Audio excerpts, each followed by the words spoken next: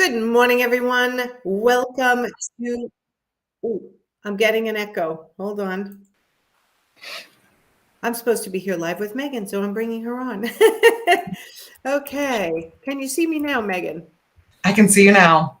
Okay, good. So, as usual, for those who are going to watch us, there's always some little tech glitches every morning. So, this morning we had our few. So, we're coming to you a little live, a little late live. On top of what we just had as our tech issue, Megan, this morning I woke up and once again my audio driver gone from my computer. Every time I turn the computer off, my audio driver disappears and I have to reinstall an audio driver. I don't know how to do that, which It's is why. today. But this falls nicely into our topic today because I don't know how to reinstall audio drivers. So I make sure I have somebody on my team, even if it's my extended team, like a PC company that helps me virtually whenever my Yeah. computer burps. So let's talk today about the 4 roles owners play. And I love this topic, how to hire where you are not strong, but I also want to add, and hopefully not stupid about. Yes. Yeah. Yeah. And like, not to be hard on yourself. I mean, different talents, right? Different skills for different places. And sometimes we punish ourselves by making ourselves get better where our natural talents aren't, where we might be better off just having somebody else who enjoys that type of work doing it, right? Yes. We're even better about managing people, about the skills that we're good at because we know what to manage. So I want to start with a little story. Okay. Imagine it's summertime and it's hot and people want a pool. No air conditioning. The people want a pool to cool off. And so they're looking around at all the different pool options and they find a pool and it happens to be your pool that they want to participate in. Okay. Like they saw you out there, you were out there telling people about your magnificent pool and your slide, this, which is the only way to get into the pool, which is this magnificent slide that you built for your pool, and people are enjoying it, and you are out there telling people about it, right? People have to know about your pool. So you're telling them why your pool is different. Not maybe it's better, maybe it's not, but it's very specific for a specific type of person. It's shallow, so you feel comfortable. There are no big waves.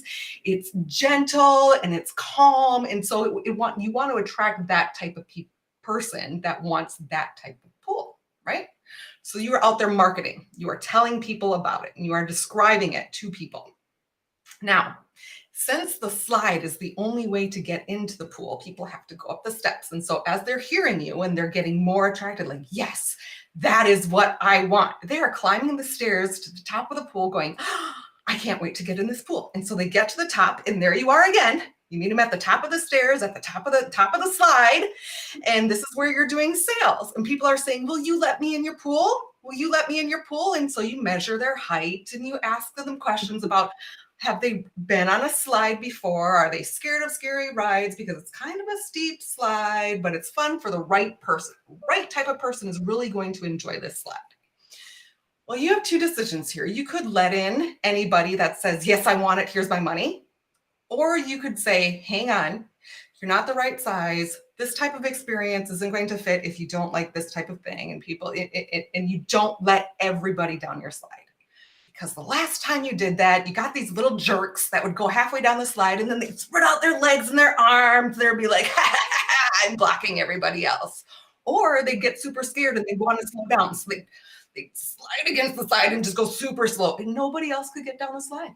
You couldn't let anybody else down because you were so busy with your third role, coaxing them down the slide, talking them into letting go so you could get back to the top and get more people to come down the slide that really wanted to be down the slide.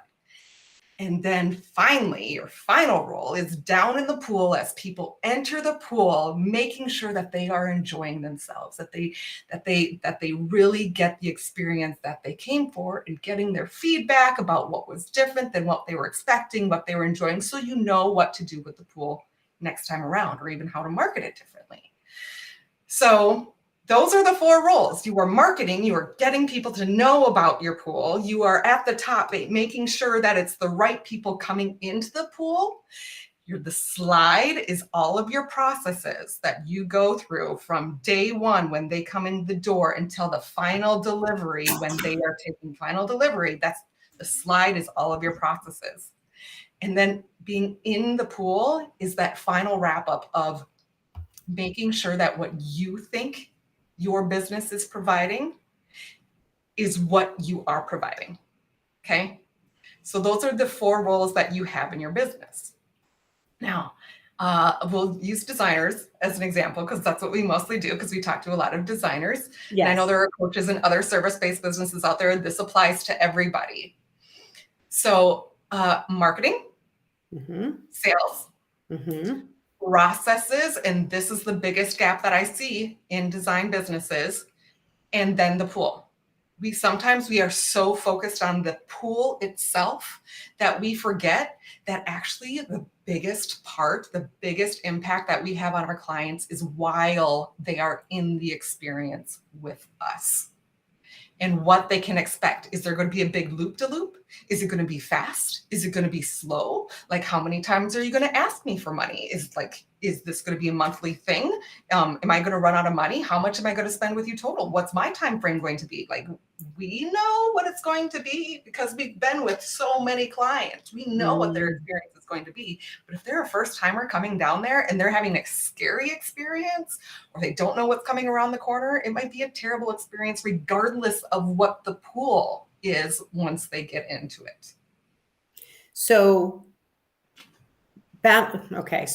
marketing, sales, process, and the actual experience of the service you provide itself. Yes, are the owner's role to make sure that the marketing is on target for their business, meaning they're connecting with their ideal client and that they're giving a marketing experience, a first insight into their business is a great one. And then the sales, obviously they're closing the sales mostly themselves if they're a small to medium-sized business. And then letting in the people that this is going to be a fit for. Yes, only letting in the people that it will be a fit for. And then it goes to their process itself. Once the client says yes, and you say yes to that client, now they're in your process. Is that smooth and clean and giving the experience that you would want?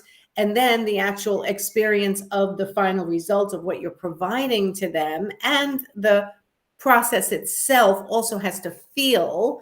And that's where the experience comes in. And that's part of the owner's job too, is to make sure the marketing, the sales, the process, and the experience is running smoothly in their company.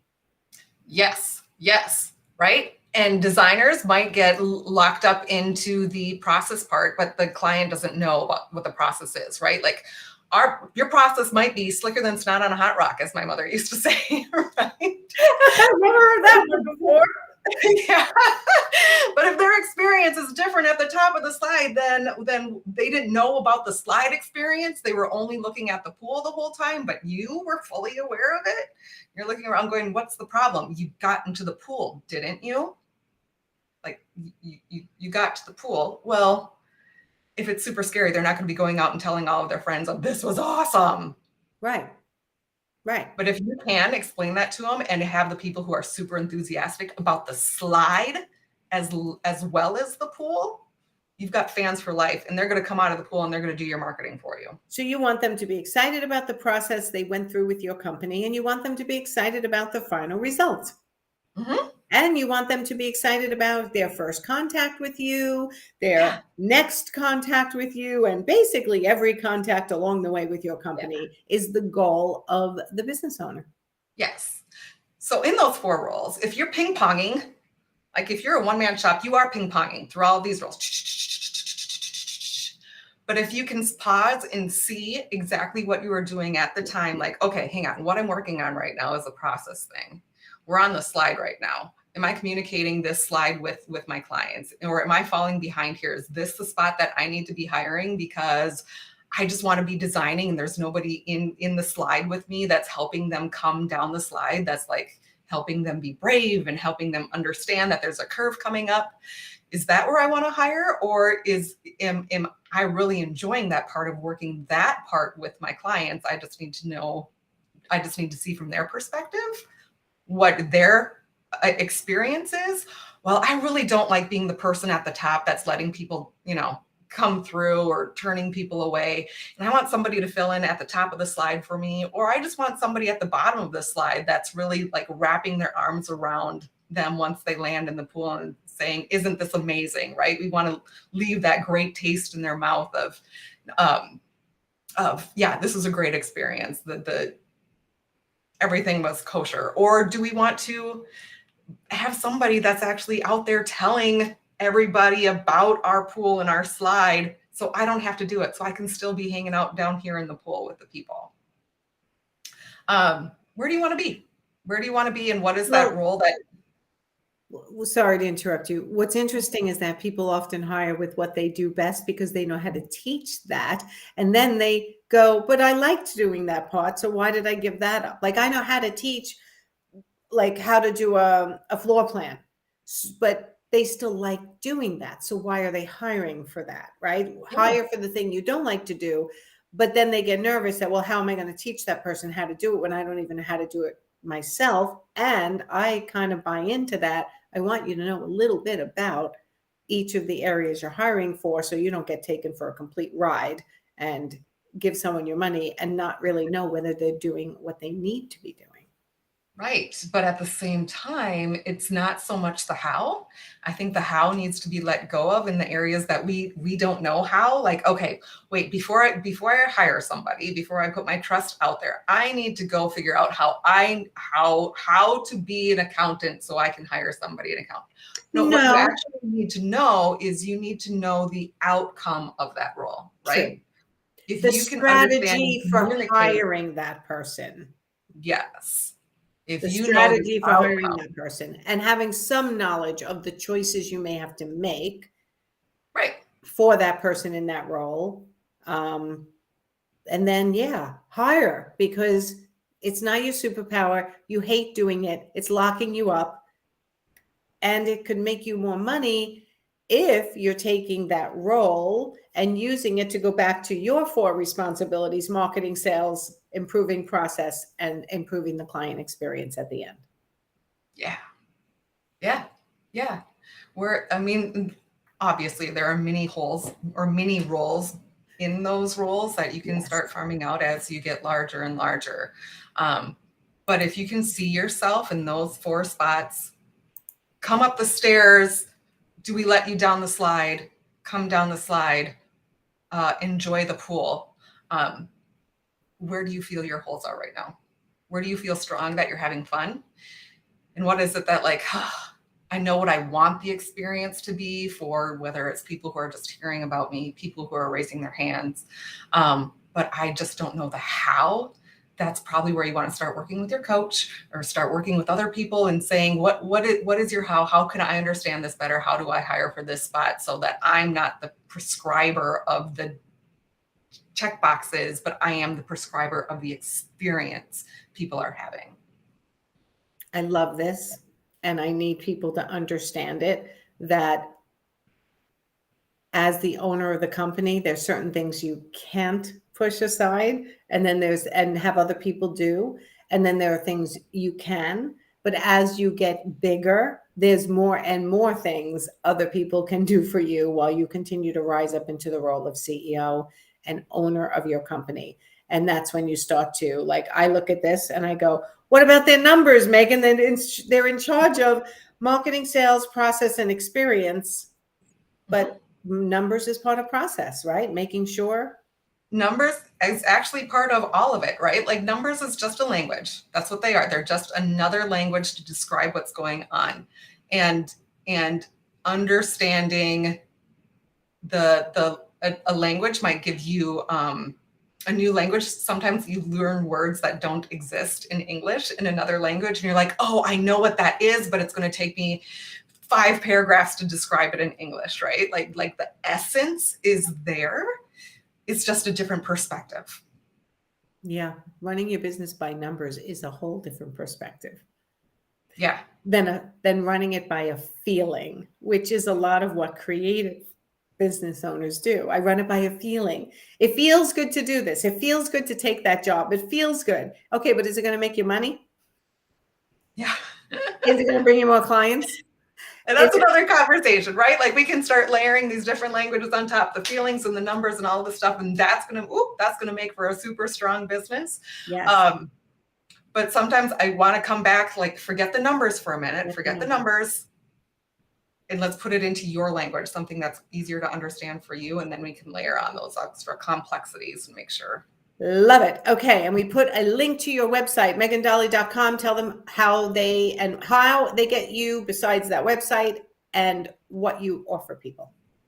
Yeah, so you can come on over to my website, megandahle.com, and we can talk. Like there's a link. You can hop in and we can talk for 15 minutes to just see where you're at. I have a number of people like Nancy and other resources that if I can't help you, I can point you to places that will.